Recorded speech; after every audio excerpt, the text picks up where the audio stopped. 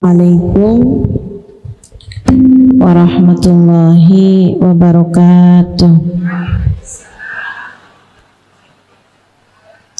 Alhamdulillah, wassalatu wassalamu ala rasulillah Muhammad ibn Abdullah wa ala alihi wa sahbihi wa man wala. Subhanaka la ilma lana illa ma 'allamtana innaka antal alimul hakim. Rabbi shrah li sadri wa yassir li amri wahlul 'uqdatan min lisani yafqahu qawli. Amma ba'du. Alhamdulillah, sama-sama kita hormati, kita muliakan segenap keluarga besar dari Majelis Ta'lim Nasimul Khair dan juga Masjid Jami Al-Anwar di bawah pimpinan Syarifah Sukaina Lidrus, dan juga guru tetap di masjid kita di majelis ini Ustazah Nabilah Asgaf, serta DKM, ketua DKM-nya Haji Mashkuri Hada. Juga sama-sama kita hormati guru kita tercinta Ustazah Lulu Al-Habsyi. Kita doakan semoga yang tadi kita sebutkan namanya beserta dengan segenap keluarganya selalu berada dalam limpahan rahmat ridha Allah Subhanahu wa taala. Panjangkan umurnya, disehatkan badannya, dimudahkan urusannya, kabulkan hajatnya, semakin dicinta Allah Subhanahu wa taala dan Rasulnya. Para hubabah, para syarifah, para pimpinan-pimpinan pondok pesantren, pimpinan-pimpinan majelis ta'lim, para ustadzah yang semoga semuanya dimuliakan Allah, dibahagiakan Allah, diberkahi Allah. Dan juga tentu saja semua yang hadir di kajian ini, di masjid ini, di majelis ini, baik yang di dalam masjid di lantai 1 maupun di lantai 2-nya. Ada orang di lantai 2? Ataupun yang di luar masjid, yang di jalanan, yang di tenda, yang di gang. Saya dari tadi lagi harap-harap cemas, mudah-mudahan nggak sampai hujan. Biar adem tapi nggak hujan, gitu ya, insya Allah. Baik ibu-ibu, kakak-kakak, adik-adik, anak-anak, semoga semuanya disayang Allah, dibahagiakan Allah, dimuliakan Allah, disyafaati Rasulullah, dirahmati Allah, dikumpulkan dengan Nabi besar Muhammad sallallahu alaihi wasallam di hari akhirat nanti insyaallah. Amin ya rabbal alamin. Nabi Muhammad andalan kita di hadapan Allah. Nabi Muhammad andalan kita di hadapan Allah. Bu, saya liatin diri saya, gak punya andalan apa-apa di hadapan Allah Subhanahu wa taala. Dan saya kasih tahu kamu juga, siapapun dirimu, gak cukup andalanmu kepada Allah Subhanahu wa taala. Jangan ngandelin apapun, Bu. Saya pasti disayang Allah karena saya apa? Gak cukup. Gak ada yang cukup jadi andalan. Saya pasti disayang Allah karena saya pinter, enggak segitunya. Kepandaianmu enggak cukup untuk jadi andalanmu di hadapan Allah. Ilmu apapun itu, termasuk ilmu agama. Saya pasti disayang Allah karena ibadah saya bagus, enggak segitunya.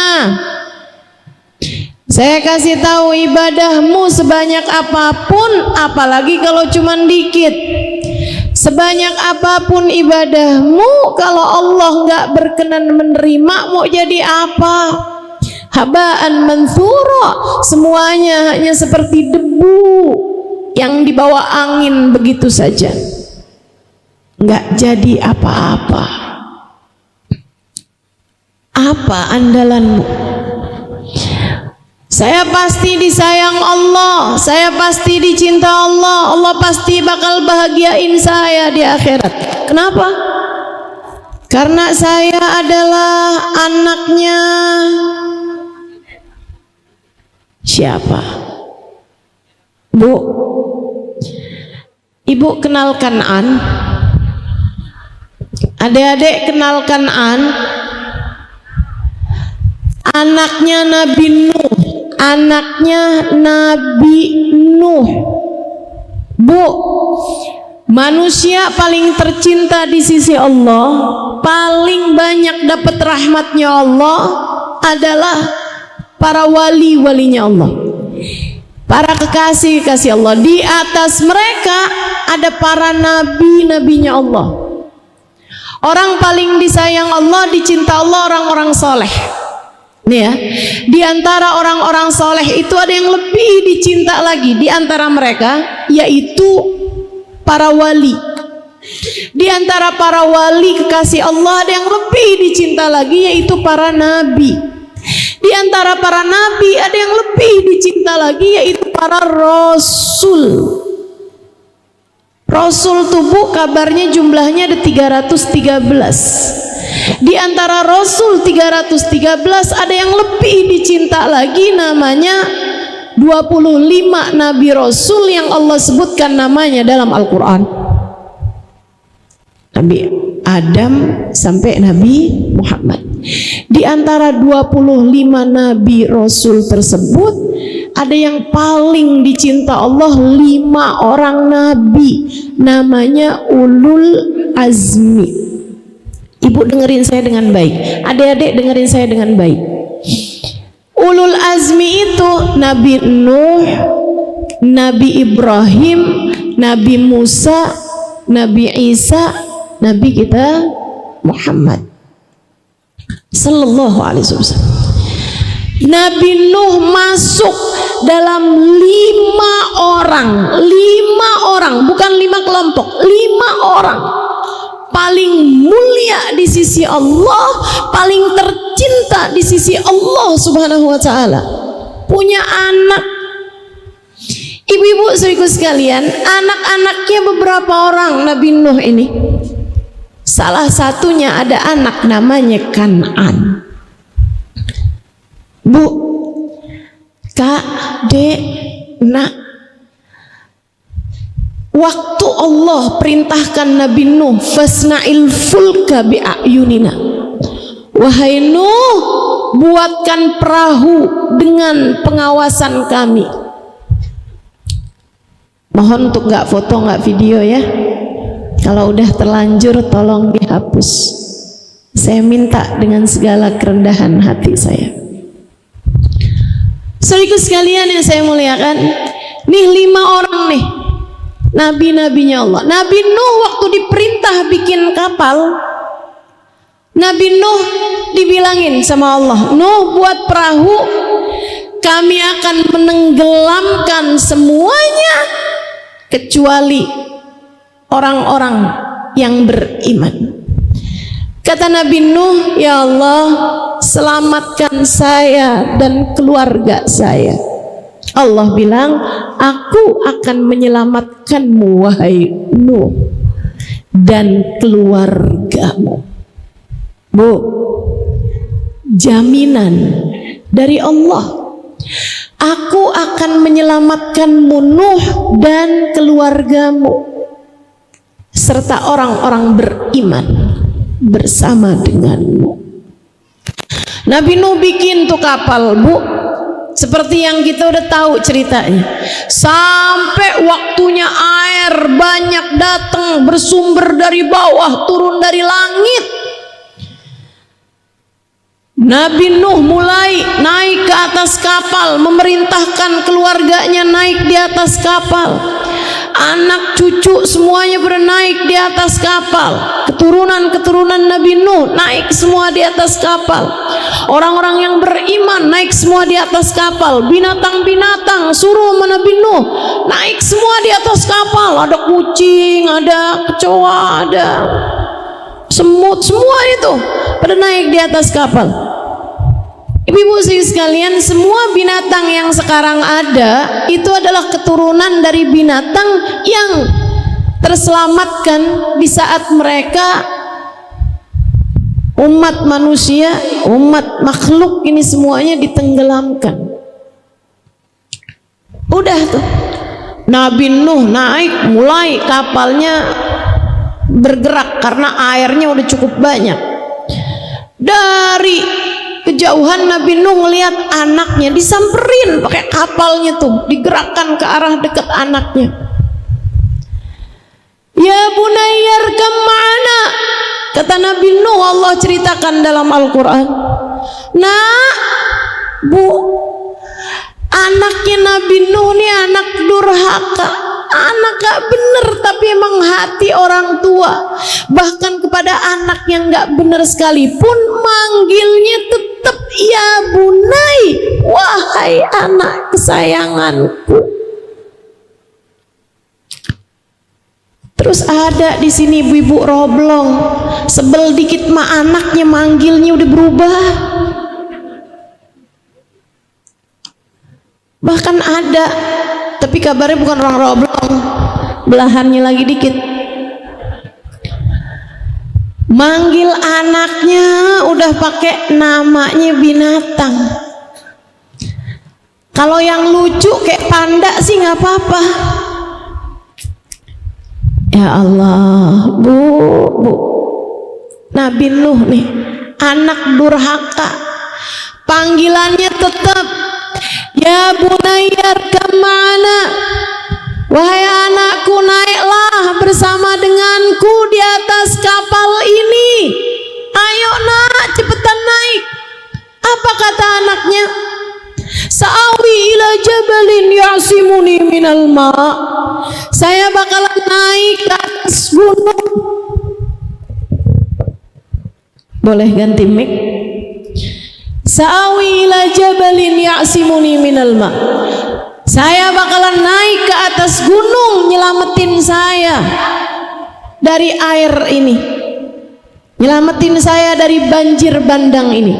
Kata Nabi Nuh, la asimal yaum min amrillah illa marrahim. Nak, hari ini gak ada yang bisa selamat kecuali yang disayang sama Allah, kecuali yang disayang sama Allah. Yang disayang sama Allah artinya yang masuk ke dalam kapal ini, yang taat kepadaku sebagai utusan Allah, itu yang disayang sama Allah Subhanahu wa taala. Naiklah nak kemari, bersamalah denganku. Anaknya nggak mau nurut, terus aja. Nabi Nuh jalan ke sana, anaknya naik ke arah sana, mereka berpisah jalan. Naik si anak menuju gunung dan Nabi Nuh melihat dengan pandangan matanya anaknya tenggelam bersama dengan yang tenggelam. Nabi Nuh menangis. Nabi Nuh menangis. Saya kalau baca Quran nih suka serem gitu, karena ngerti,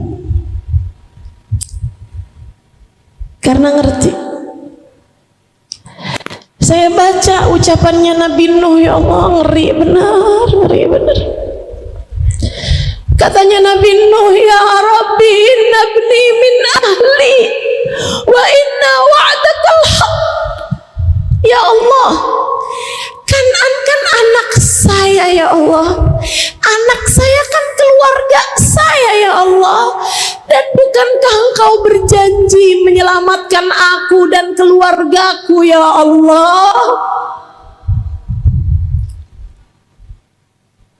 Bukankah Engkau selalu menepati janjimu ya Allah? Itu fakta tak terbantahkan. Kan'an anaknya Nabi Nuh, fakta, benar. Anak kan keluarga, benar. Allah udah berjanji menyelamatkan Nabi Nuh dan keluarganya, benar. Dan Allah nggak mungkin tidak menepati janjinya. Jadi itu tangisan Nabi Nuh, ya Rabbi innabni min ahli wa inna wa'dakal haq. Ya Allah, kan anak saya, keluarga saya. Bukankah Engkau telah berjanji menyelamatkan saya dan keluarga saya, ya Allah? Dan bukankah Engkau tidak mungkin tidak menepati janjimu, ya Allah? Kenapa kan tenggelam, ya Allah? Apa jawab Allah? Ngeri benar. Ini anak Nabi, teman-teman, anak Rasul, anak ulul azmi, anak langsung.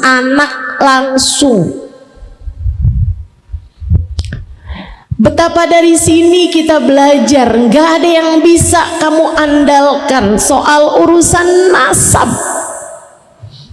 Mau kamu anaknya siapa?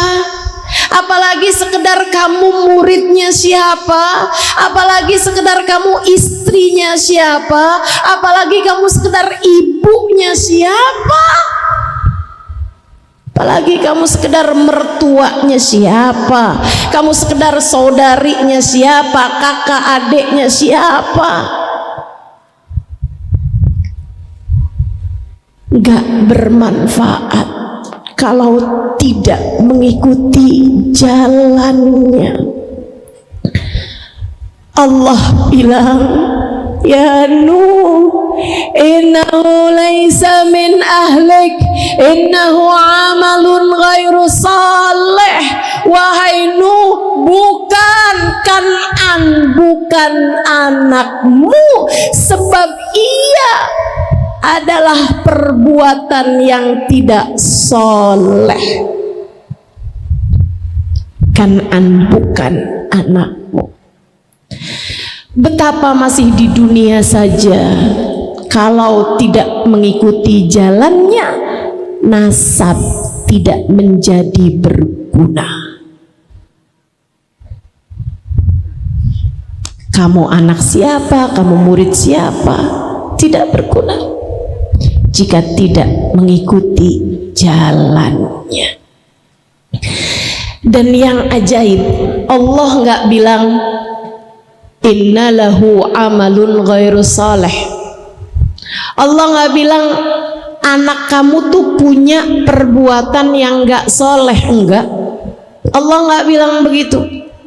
Tapi Allah bilang innahu amalun ghairu salih. Anak kamu adalah perbuatan yang tidak soleh.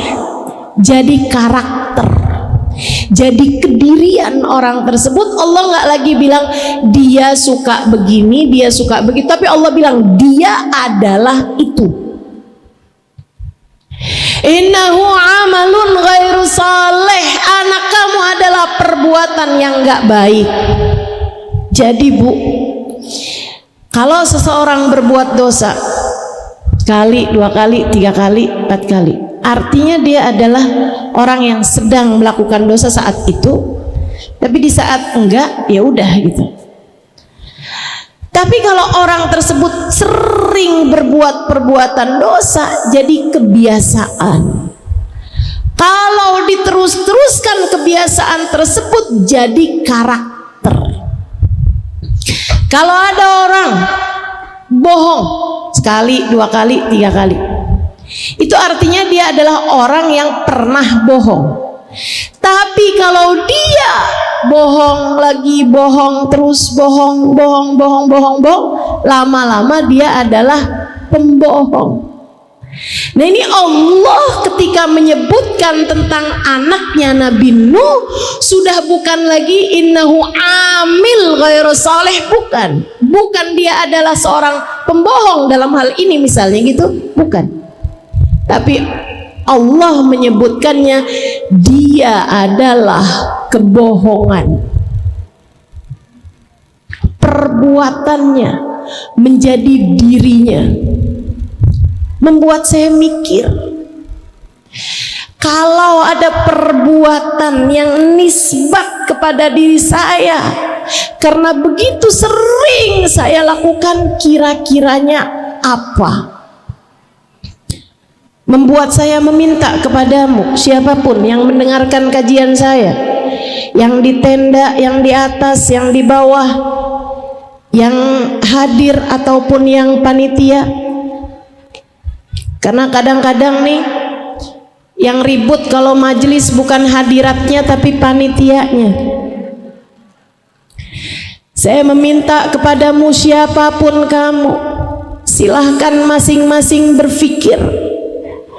Kalau Allah mau menyebutmu sebagai sebuah perbuatan, kira-kira apa nama perbuatannya? Jangan sampai kita nih dilihat sama Allah dengan perbuatan-perbuatan yang tercela.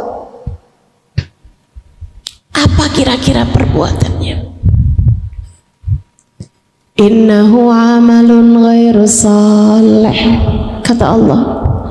Dia bukan keluargamu wahai Nuh, sebab dia memilih jalan lain selain jalanmu. Dia adalah perbuatan yang tidak saleh, gak baik. Dia adalah perbuatan yang tidak baik. Na'udzubillah min dzalik. Dari sini kita tahu nggak ada yang bisa kita jadikan andalan. Kamu anaknya siapa? Kamu cucunya siapa? Bapak kamu seorang ulama, ibu kamu seorang wanita yang sangat solehah, kakek kamu punya pesantren besar, kakek kamu seorang mujaddid sekalipun, pembaharu agama sekalipun, kakek kamu seorang penulis tafsir sekalipun, siapapun aja, kalau kamu nggak mengikuti jalan-jalan mereka, maka tidak ada manfaatnya apa-apa.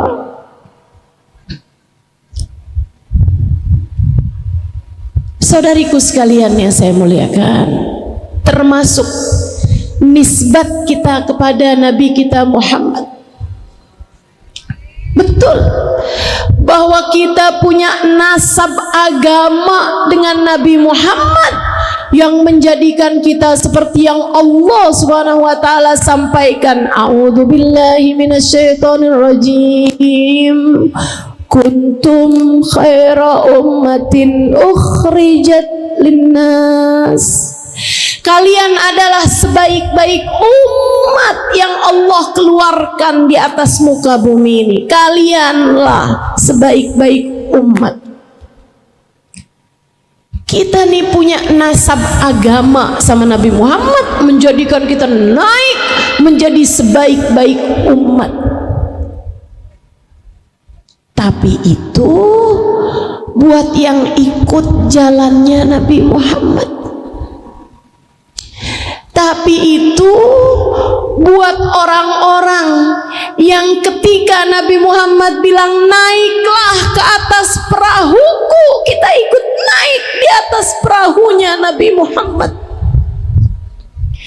Tapi ini adalah buat orang-orang yang ketika Nabi Muhammad mengatakan sallu kama ra'aitumuni usalli, salatlah kalian dengan caraku mengerjakan salat, dia pun ikut naik ke dalam perahu Nabi Muhammad mengerjakan salat sesuai dengan cara Nabi Muhammad mengerjakan salat.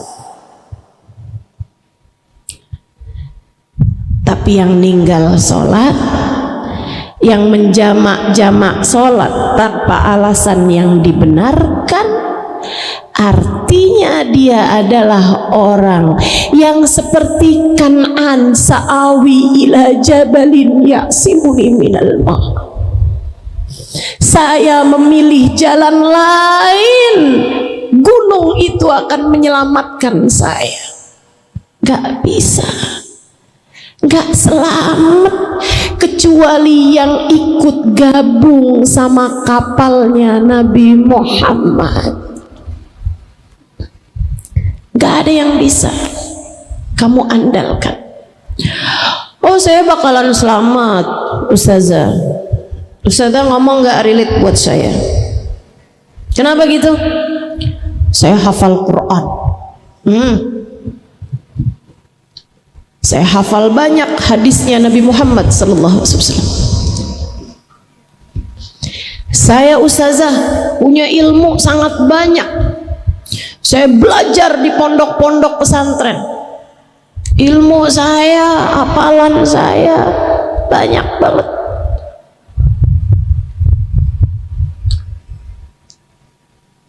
Nggak bisa. Kamu nggak bisa ngandalin ilmumu. Saya baca di dalam Al-Quran. Yang tadi itu di surat Hud ya, ceritanya Nabi Allah Nuh bersama dengan putranya Kan'an. Ini saya baca pula sekarang di surat yang tadi di surat Hud. Yang sekarang saya mau baca ini. Emang kau baca Quran ngerti itu ngeri. Allah cerita. Ini salah satu cerita-cerita paling ngeri nih yang saya baca di dalam Al-Quran. Ayo ngaji nih. Kita belajar nih hari. Biar kita ngerti sama jalan hidup yang seharusnya kita tempuh. Bahwasanya kita dalam kehidupan di atas muka bumi ini, andalan kita Nabi Muhammad. Andalan kita Nabi Muhammad. Tapi kita mesti ngikutin jalannya. Kita nggak bisa ngandalin nasab. Kita nggak bisa ngandalin kita muridnya siapa. Kita nggak bisa ngandalin nisbat dengan siapapun, kaitan hubungan dengan siapapun, dan kita juga nggak bisa ngandelin ilmu sebanyak apapun ilmu kamu. Nih saya baca di Quran di surat Al-A'raf ayat 175-176. A'udzu billahi minasyaitonir rajim. Watlu 'alaihim naba'al ladzi atainahu ayatina fansalakha minha fa'atba'ahu syaitanu fakana minal ghawin. Walau syi'na la rafa'nahu biha walakinnahu akhlada ilal ardi wattaba'a hawah famathaluhu kamathalil kalbi in tahmil 'alaihi yalhath aw tatrukhu yalhath. Dzalika mathalul qaumil ladzina kadzdzabu biayatina faqsusil qasasa la'allahum yatafakkarun. Sadaqallahul azim. Wa balagha rasuluhun nabiyyul wafiyul karim. Wa nahnu ala dzalika minasyahidin wasyakirin walhamdulillahi rabbil alamin. Watlu 'alaihim naba'al ladzi atainahu ayatina. Kasih ceritalah wahai kamu Nabi Muhammad. Kasih cerita kepada umatmu, ceritain kepada umatmu wahai Nabi Muhammad. Bacakan kepada mereka kisah tentang seseorang yang kami berikan padanya ayat-ayat kami ajarkan padanya ilmu yang sangat banyak. Fansalakha minha, tapi dia melepaskan dirinya. Fa'atba'ahu syaitan, dia mengikuti setan. Fakana minal ghawin, sehingga dia menjadi seseorang yang tersesat jalan. Walau syi'na la rafa'nahu biha, andai saja kami mau hai Muhammad, kami akan bikin dia naik derajat dengan ilmunya. Walakinnahu akhlada ilal ard, tapi dia condong terhadap dunia. Dia lebih milih harta, dia lebih milih pujian manusia, dia lebih milih pandangan manusia, dia lebih memilih jabatan dunia, lebih memilih kesenangan dunia. Wattaba'a hawah, dia mengikuti hawa nafsunya. Famathaluhu kamathalil kalbi, perumpamaan dia persis seperti anjing. Intahmil alaihi alhas, kalau kamu bawa dia menggonggong, dia menjulur-julurkan lidahnya, dia melet-meletin lidahnya. Au tatruku yalhas, kamu biarin dia juga julur-julurin lidahnya. Dzalika matsalul qaumil ladzina kadzdzabu biayatina, itulah perumpamaan orang-orang yang mendustakan ayat-ayat kami. Faqsusil qasas, ceritakan cerita ini wahai Nabi Muhammad kepada umatmu, la'allahum yatafakkarun, biar mereka pada bisa mikir. Siapa sih yang Allah minta Nabi Muhammad buat ceritakan? Sehingga para ulama kemudian melanjutkannya, menyampaikannya generasi demi generasi sampai kepada generasi sekarang ini. Saya menyampaikannya kepadamu mewakili lisan para ulama-ulama yang saya belajar dari mereka. Inilah kisah tentang Bal'am bin Ba'ur. Pernah dengar? Pernah dengar Bal'am bin Ba'ur? Dengerin, biar kamu menjadi seperti yang Allah sebutkan, la'allahum yatafakkaru. Dengerin dan pikirin cerita tentang Bal'am bin Ba'ur. Teman-teman saudaraku sekalian, orang yang sangat pandai sekali, ilmunya banyak sekali, sampai-sampai kalau dia lagi ngajar, para malaikat ikut serta mencatat pelajarannya. Kurang apa tuh? Dari pinternya ilmunya Bal'am bin Ba'ur, gak cuman dihadiri sama orang majelisnya, malaikat ikutan hadir dan malaikat ngerasa mendengarkan mutiara-mutiara, permata-permata ilmu, sampai mereka ikut serta mencatat pelajaran-pelajarannya. Kita nih kan, kalau dengar sesuatu yang ini manfaat banget nih, biar nggak lupa harus kita catat, kan begitu? Betul? Betul? Tapi kan kalau kita dengerin sesuatu yang biasa-biasa aja, lupa juga nggak apa-apa. Tapi kalau kita dengerin sesuatu yang manfaat banget nih yang disampaikan, catat, catat. Biar nanti saya bisa sampein sama orang di rumah. Biar nanti kalau anak-anak saya tanya, "Mah, Ustazah Halimah tadi cerita apa?" Nak, dengerin nih, penting. Tadi Ustazah Halimah cerita tentang ada nih seorang dari Bani Israel. Siapa namanya, Mah? Siapa ya? Bal apa gitu? Siapa namanya tadi, Bu? Bal'am bin Ba'ur. Penting tuh biasanya kita catat. Ini si Bal'am yang nyatet pelajaran dia, bahkan para malaikat Allah. Kabarnya nih si Bal'am, kalau ditanya nih sama umatnya, sama jamaahnya, sama muridnya, pertanyaan yang Bal'am gak tahu, Bal'am doa minta sama Allah dibukain pintu langit, ngeliat jawabannya langsung dari Lauhil Mahfuz. Kurang pinter apa? Kurang hebat apa ilmunya? Kurang apa Allah ajarin sama Bal'am? Dia hidup di masanya Nabi Allah Musa alaihissalam, tapi di kota yang sangat berjauh-jauhan. Satu waktu, jadi Bal'am kalau bikin majelis jamaahnya banyak banget. Makanya Bu, mudah-mudahan nggak tertipu sama banyaknya jamaah. Bal'am juga lebih banyak jamaahnya.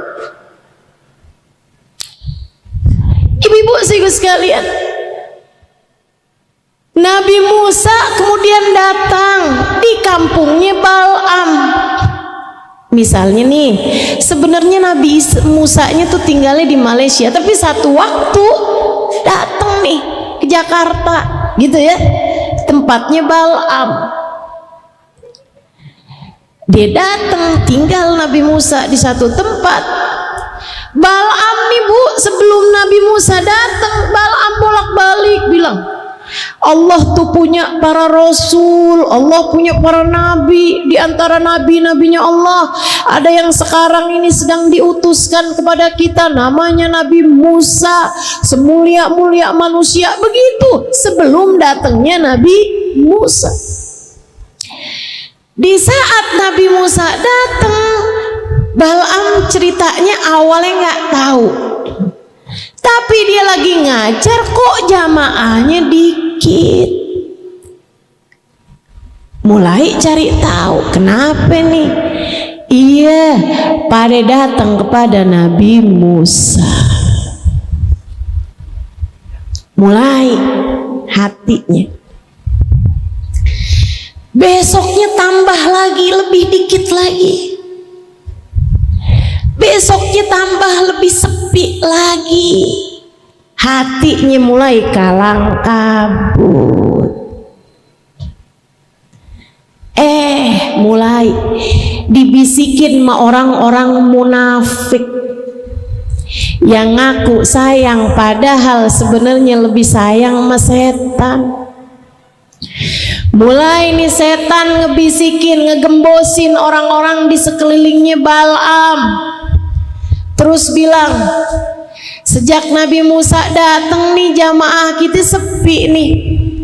Takut aja kalau Nabi Musa kelamaan, syekh kita nih Tuan Bal'am bakalan jalan di jalan-jalanan, kagak ada yang peduli sama dia.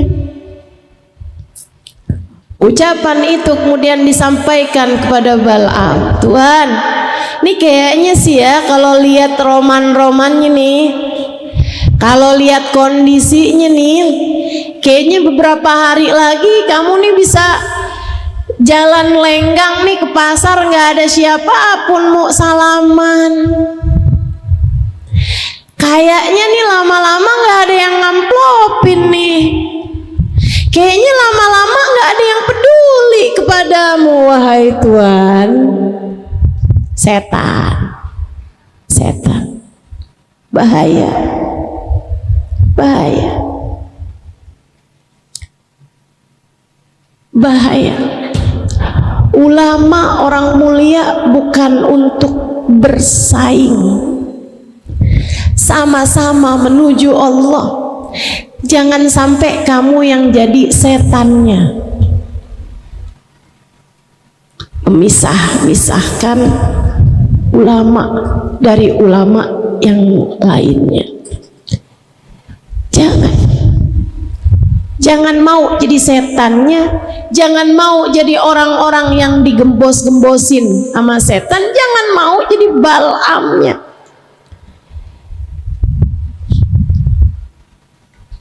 Terus berlanjut sehari demi sehari, sehari demi hari, sampai kemudian Bal'am ngelihat kayaknya bener nih yang orang sebutkan.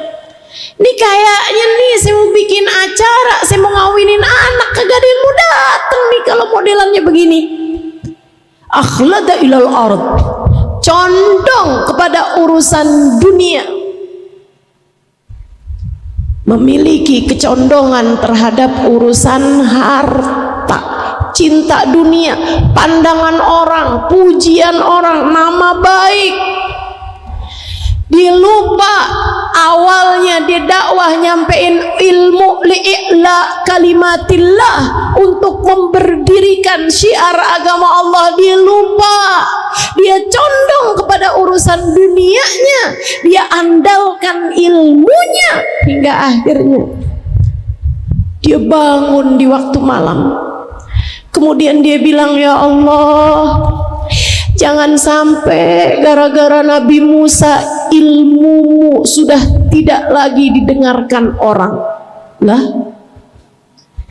bukankah Nabi Musa juga menyampaikan ilmu?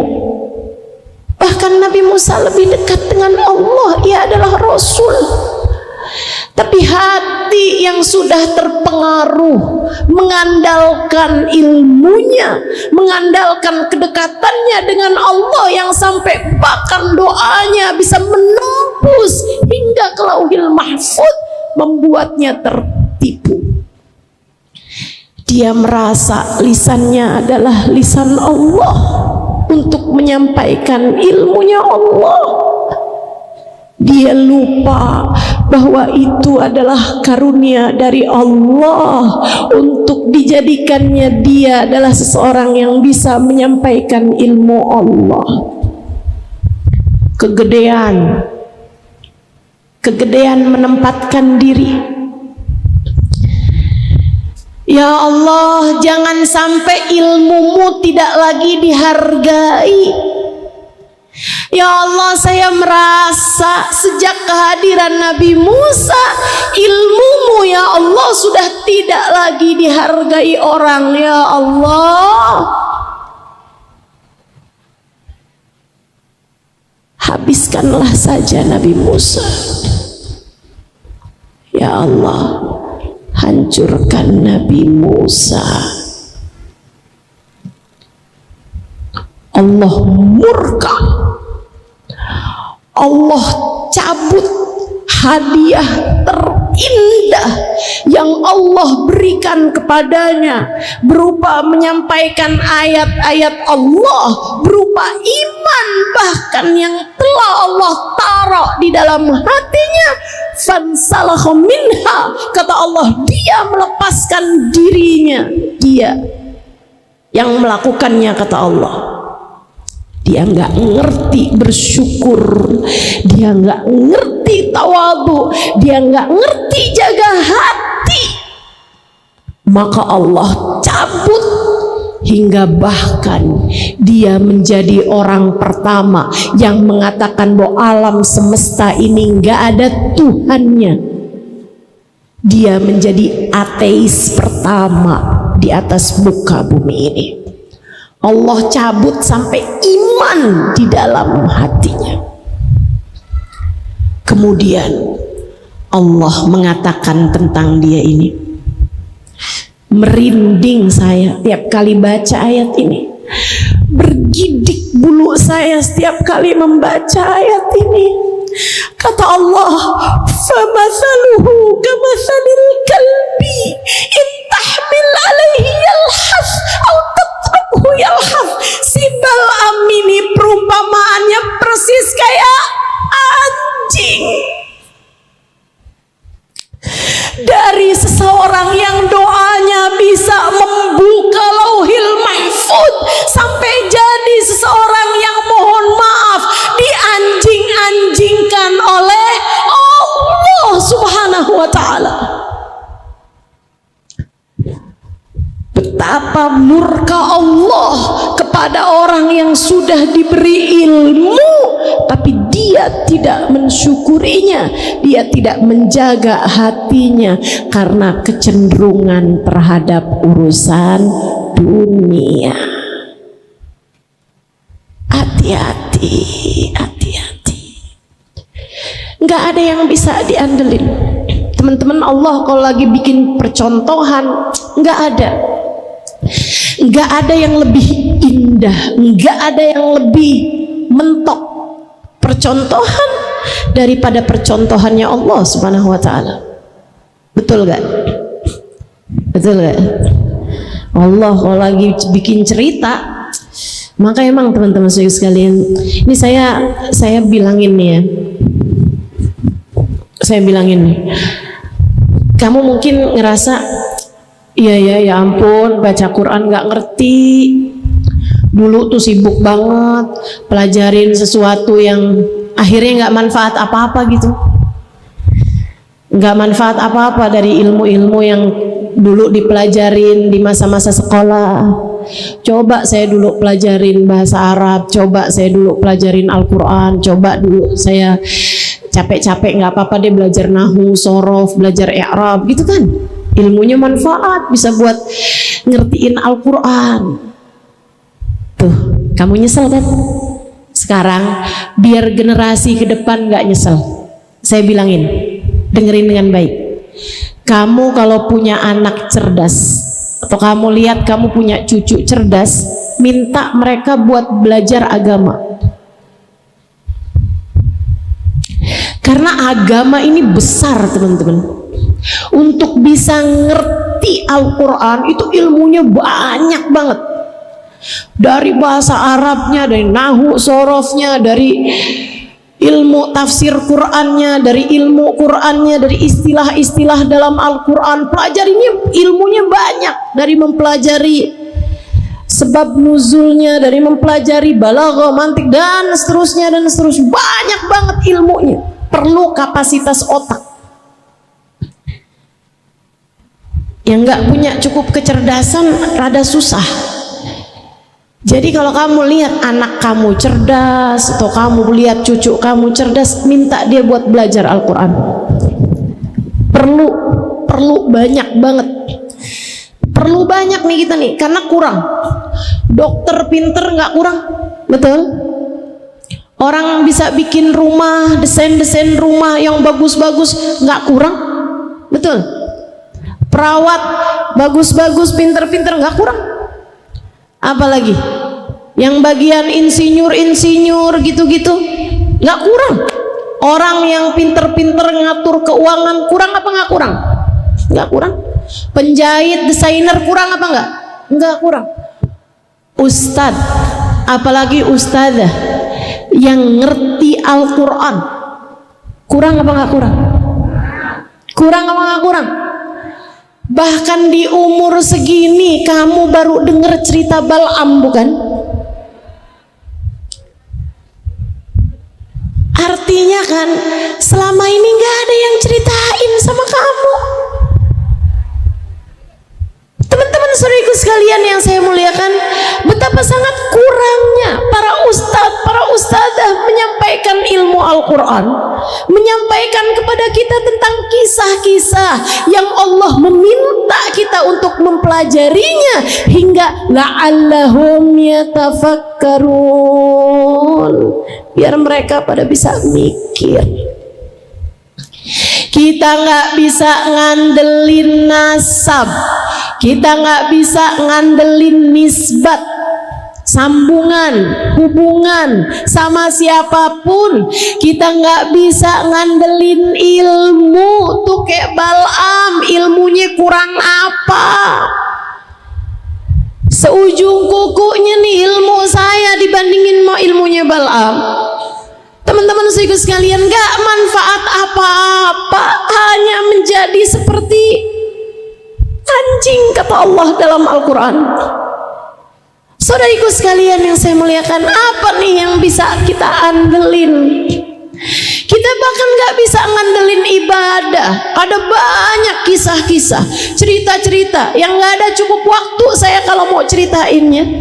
Ibadah luar biasa banyaknya. Tapi bahkan nih, kalau bicara tentang ibadah kurang banyak apa? Ibadahnya iblis yang Allah ceritakan dalam Al-Quran. Iblis punya ibadah, katanya Imam Al-Ghazali alaihi ridwanullah, mamin buk'ah min biqa'il ard illa waqad sajad iblis fihi sajidah. Nggak ada satu jengkal bumi nih, nggak ada satu jengkalnya kecuali udah pernah dibikin sujud sama iblis. Kamu mau sujud dimanapun, kamu nggak bisa bilang saya adalah orang yang pertama kali sujud di sini. Nggak ada. Semua jengkal bumi ini sudah pernah dibikin sujud sama iblis. Sampai akhirnya Allah hancurkan bangsa jin, dan diantaranya adalah iblis nih, karena minal jin kata Allah, dia salah satu diantara bangsa jin pertama yang pernah tinggal di bumi. Allah hancurkan semuanya illa iblis, kecuali iblis. Allah naikkan dia, Allah tinggalkan di langit, padahal dia bukan salah satu dari malaikat-malaikatnya Allah. Di langit pun iblis sujud, kerjaannya sujud, bukan malaikat, tapi dari indahnya ibadahnya, banyaknya, mewahnya, khusyuknya ibadahnya iblis, sampai malaikat-malaikat menjulukinya dengan tawusul malaika, burung meraknya para malaikat. bukan malaikat, tapi sampai dapat julukan burung merak para malaikat dari bagusnya ibadahnya iblis. Saudaraku sekalian, sampai kemudian Allah ciptakan Nabi Adam. Allah kemudian bilang, wa idh qulna lil malaikati isjudu li Adam fasajadu illa iblis aba wastakbar wa kana minal kafirin. Kata Allah, kami berfirman kepada seluruh malaikat. Sudah Allah menciptakan Adam alaihissalam, wahai segenap malaikat-malaikatku, sujudlah kepada Adam. Siapa yang perintah? Allah. Siapa yang diperintahkan untuk sujud kepadanya? Nabi Adam alaihissalam. Makmur Nabi Adamnya, makmur ilaih, para malaikat-malaikatnya makmurin sebagai yang mendapatkan perintah. Yang diperintahkan untuk sujud kepadanya, makmur ilaih, adalah Nabi Adam alaihissalam. Perintahnya, amirnya Allah subhanahu wa ta'ala. Fasajadu, semua malaikat sujud.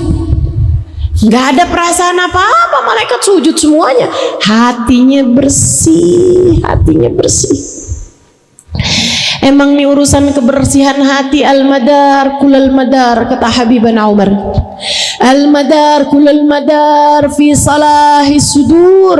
Urusan, segala urusan sumbernya mah hati. Kalau hati bersih, beres semua urusan. Hati kotor, hati rusak, hati berpenyakit, ya Allah. Kita minta sama Allah biar bersihkan hati kita, selamatkan hati kita, usir jauh-jauh penyakit-penyakit hati dari hati-hati kita, amin ya rabbal alamin. Semua sujud illa iblis, kecuali si iblis. Ditanya sama Allah subhanahu wa ta'ala, ma mana'aka an tasjuda id amartu. Iblis, kenapa kamu nggak mau sujud? Padahal saya loh yang perintahkan kamu buat sujud. Apa jawabnya iblis? Iblis nggak bilang, ya Allah kan perintahnya malaikat, saya kan bukan malaikat ya Allah. Nggak gitu. Nggak gitu. Itu namanya orang nakal. Gitu kan? Kalau dia jawabnya kayak gitu. Mending nih, yang nakal nih mending. Tapi iblis nggak jawab begitu. Apa jawab iblis? Ana khairun minhu. Saya nggak mau sujud ya Allah karena saya lebih baik daripada Adam. Khalaqtani min nar wa khalaqtahu min tin. Engkau ciptakan aku dari api, engkau ciptakan dia dari tanah. Api lebih kuat daripada tanah. Itu alasan dia. Sama alasannya adalah karena saya udah lebih banyak ibadah daripada Adam. Ibadah saya 70.000 tahun ibadah ya Allah. Ngapain saya disuruh sujud sama seseorang yang kau ciptakan baru kemarin sore? Iblis ngelihat seseorang karena orang tersebut lupa sama yang menciptakannya. Ini letak masalahnya. Kita kalau diperintah, kalau ada ustadz, ustadzah nyampein perintah Allah, lihat itu sebagai perintah Allah. Jangan lihat siapa yang ngajakin, gitu kan. Saudara sekalian saya muliakan, selagi perintahnya bersumber dari Allah, sami'na wa ata'na. Ngapain dengerin Ustazah Halimah? Itu kelahiran 79. Nih, tua. Gak gitu. Sebab yang saya sampaikan adalah apa yang disampaikan oleh para ulama. Jangan lihat sayanya, tapi lihat apa yang saya bawa. Yang saya bawa adalah apa yang dibawa oleh Habibuna Umar. Yang saya bawa adalah apa yang dibawa oleh Hubabatuna Nur. Yang saya bawa adalah apa yang dibawa oleh Habibana Zain bin Smith. Yang saya bawa adalah apa yang dibawa oleh Kiai Haji Maimun Zubair. Yang saya bawa adalah apa yang dibawa oleh para ulama yang mereka menyampaikannya dari ulama yang mereka menyampaikannya dari Nabi besar Muhammad. Yang Nabi Muhammad sampaikan adalah apa yang dibawa dari Allah. Bu, apa yang kemudian terjadi? Fakhruj minha fa innaka rajim. Keluar kamu wahai iblis dari surgaku, dari langitku. Fa innaka rajim. Sesungguhnya kamu adalah makhluk yang terlaknat. Dia nggak mau sujud karena dia sombong, merasa dirinya lebih baik daripada Nabi Adam. Masalah, semua masalahnya kotornya hati, teman-teman, kotornya hati. Karena ini nggak ada yang bisa kita andelin, nggak ilmu, nggak ibadah, nggak nasab, nisbat, hubungan dengan siapapun, nggak ada yang bisa kita andelin. Satu-satunya andalan kita adalah Sayyiduna Muhammad. Seseorang yang telah berkata kepada kita, kullukum tadkhulunal jannah illa man aba. Semua dari kalian bakal masuk ke dalam surga kecuali yang enggak mau. Wa man ya'ba ya Rasulullah. Siapa yang enggak mau masuk surga wahai Rasul? Nabi Muhammad menjawab, man ata'ani dakhalal jannah wa man asani faqad aba. Siapa yang mau denganku, siapa yang ikut sama aku, siapa yang patuh kepadaku, siapa yang mau masuk di dalam lingkaranku, di dalam rombonganku, di dalam kapalku, berarti dia adalah orang yang akan masuk surga bersama denganku. Waman asani. Siapa yang memilih jalan lain, siapa yang lebih tertariknya sama dunia, siapa yang lebih tertariknya sama dosa, siapa yang lebih tertariknya sama yang haram, siapa yang lebih memilih untuk berhutang riba daripada sabar, siapa yang lebih memilih untuk meninggalkan sholat ketika sedang kondangan daripada menyelipkan waktu untuk mencari-cari tempat wudhu dan tempat sholat. Siapapun yang lebih memilih jalan lain daripada jalannya Nabi Muhammad, siapa yang ketika suaminya lagi nggak punya duit, nggak punya kerjaan, lebih memilih mendekati laki-laki lain yang tidak halal baginya karena dia meninggalkan suaminya, dia berarti telah memilih jalan lain selain jalannya Nabi Muhammad. Seseorang perempuan yang ketika dia melihat umur udah mau deket 30 nih, belum kelihatan ada hilalnya jodoh, wah mesti pacaran nih kalau kayak begini, berarti dia telah memilih jalan selain jalannya Nabi Muhammad. Seseorang yang ketika melihat suaminya berpaling hati darinya, dia kemudian memilih jalan lain yang bukan jalannya Nabi Muhammad. Dia nggak memilih untuk bersabar, akan tetapi emang dia pikir laki itu ya doang, laki gua doang nih yang bisa kayak begini, gua juga bisa. Kemudian dia memilih jalan yang haram.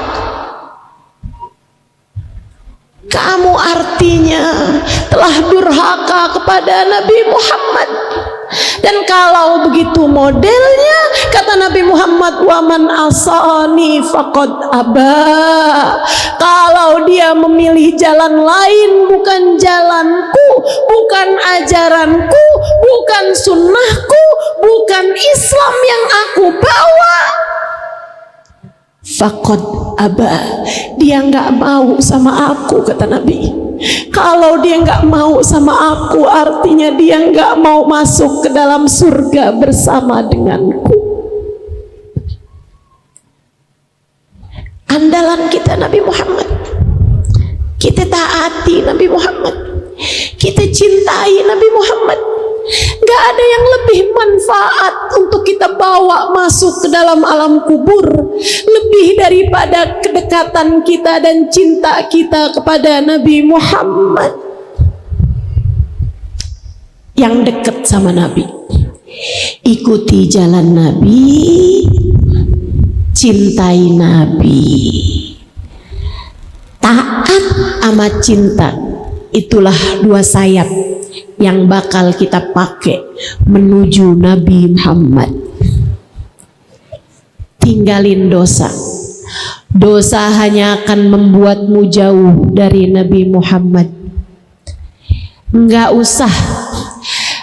usah sampai segitunya rebutan warisan, berharap kamu bisa dapat jatah yang banyak. Hati-hati Bu, Kak, Dek, hati-hati. Kamu kehilangan saudara kamu, rahim kamu, kerabat kamu, bisa menjadikan kamu kehilangan Nabi Muhammad. Sebab silah kekerabatan bergantung di bawah arsy. Allahumma silman wasalani waqta man qata'ani. Ya Allah, aku adalah kerabat, sambungkanlah engkau dengan orang yang menyambung hubungan denganku, dan putuskanlah hubunganmu ya Allah dengan seseorang yang memutuskan hubungannya denganku. Orang kau udah mutusin hubungan dengan kerabatnya, sama saudara sendiri nggak akuran, cuman gara-gara warisan. Hati-hati, kamu bisa putus hubungan dari Nabi Muhammad. Kamu bisa putus hubungan dari Allah Subhanahu wa Ta'ala. Saya punya prinsip, lebih baik saya kehilangan uang demi saudara daripada saya kehilangan saudara demi uang. Karena uang kalau hilang banyak gantinya. Allah yang bakalan gantiin. Tapi kalau kehilangan saudara, saudara kamu cari di mana? Kamu nggak bisa milih saudara kamu, tapi kamu bisa milih perlakuan kamu sama saudara kamu. Yang baik sama saudara, yang baik sama saudara, yang baik sama siapapun, biar nggak putus hubungan kita sama Allah, biar nggak putus hubungan kita sama Nabi Muhammad. Dunia sebentar, bakalane kita mati. Yang nggak dibawa mati, nggak usah kejar mati-matian. Yang nggak dibawa mati, nggak usah ngemis abis-abisan. Yang nggak dibawa mati, nggak usah kamu segitunya sampai bela-belain mati-matian. Jangan sampai nyesel. Jangan sampai akhlada ilal ard. Jangan sampai jadi orang yang memiliki kecenderungan terhadap dunia, wattaba'a hawa, kemudian mengikuti hawa nafsu. Kita takut jadi kayak Bal'am bin Ba'ur. Kita takut jadi kayak iblis. Kita takut jadi kayak Kan'an. Kita mau jadi orang-orang yang patuh sama Allah. Kita mau jadi orang-orang yang ikut sama Nabi Muhammad. Kita mau jadi orang-orang yang tawadu, ridho, sabar, menunduk, pasrah, tawakal, beriman, berislam, bertakwa. Kita mau jadi hamba-hamba yang mengikuti jejak langkah baginda Nabi besar Muhammad sallallahu alaihi wa ala alihi wa sahbihi wasallam.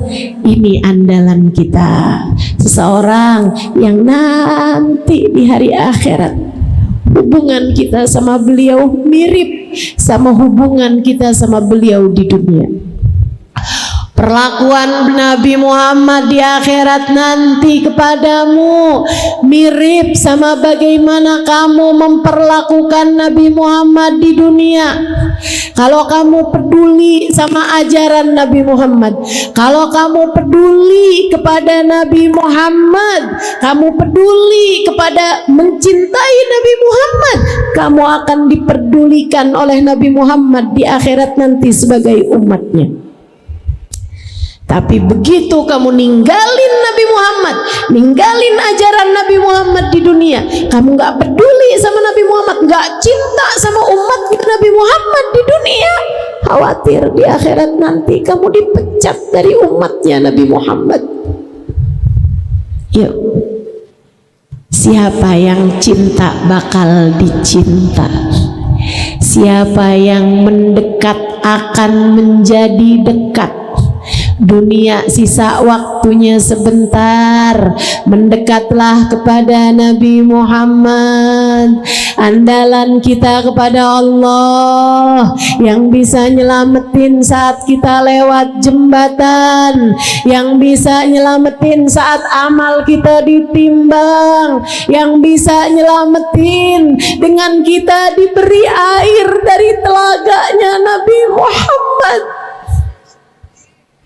Seseorang yang sudah berkata kepada kita sekalian di akhir masa hidupnya, sesudah beliau berpesan kepada umatnya yang hadir, falyuballighu syahid minkumul ghaib, umat saya yang hadir saat ini tolong sampaikan kepada yang tidak hadir pesan beliau disampaikan oleh beliau kepada para sahabat-sahabatnya. Para sahabatnya menyampaikan kepada tabi'in, tabi'in menyampaikan kepada tabi'in, terus sampai di zaman kita sekarang ini. Para ulama menyampaikan lisan dari lisan terus bersambung sampai Nabi kita Muhammad sallallahu alaihi wasallam. Sekarang saya menyampaikannya padamu dengan lisan saya, karena saya mendengarnya dari guru-guru saya yang telah menyampaikan dengan lisan mereka sabda Nabi besar Muhammad, pesan cintanya kepada kita umatnya, fasbiru hatta tulquni alal haud, wahai umatku yang sabar menjalani kehidupan di dunia, yang sabar untuk tetap berada di jalannya Nabi Muhammad. Hatta tulquni alal haud, sampai kalian dapat berjumpa denganku di depan telagaku. Kita punya janji pertemuan sama Nabi Muhammad. Jangan mau dibatalkan karena apapun dan karena siapapun. Jangan sampai dosa menghalangimu dari seindah-indah pertemuan dengan Nabi Muhammad. Jangan sampai urusan dunia menjadikanmu terbatalkan pertemuanmu dengan Nabi Muhammad. Jangan sampai hanya karena urusan harta yang tak seberapa kamu jadi gak bisa ketemu sama Nabi Muhammad. Jangan sampai karena urusan berharap dicintai oleh seseorang kamu sampai kehilangan kesempatan untuk bisa mendapatkan cintanya manusia terindah, andalan kita Nabi kita Muhammad. Yang sabar, lagi dikasih sakit yang sabar, lagi dikasih sulit yang sabar, tetaplah menjalankan perintah-perintah Allah, tetaplah sabar di jalan Rasulullah. Yuk, mudah-mudahan ilmu yang saya sampaikan hari ini menjadi ilmu yang bermanfaat bagimu. Tiap kali hati ngajakin sesuatu yang bukan jalannya Nabi Muhammad, ingetin hati, wahai diri, hati-hati. Gak ada yang bisa kita andelin di hadapan Allah selain Nabi Muhammad. Wahai hati, hati-hati. Kita gak punya sesuatu yang bisa kita bawa selain ikut, patuh, tunduk dan cinta kepada Nabi Muhammad. Terus kita ingetin diri kita atas hal ini. Mudah-mudahan semudah saya mengucapkannya, Allah mudahkan saya mengamalkannya. Mudah-mudahan semudah kamu mendengarkannya, Allah mudahkan kamu untuk dapat mengamalkannya dalam kehidupan. Mudah-mudahan kita nggak jadi orang-orang yang tertipu lagi dengan apapun. Ala hadhihi niyah wa bikulli niyatin salihah jami'ah syamilah ila hadratin Nabi Muhammad sallallahu alaihi wasallam. Al-Fatihah.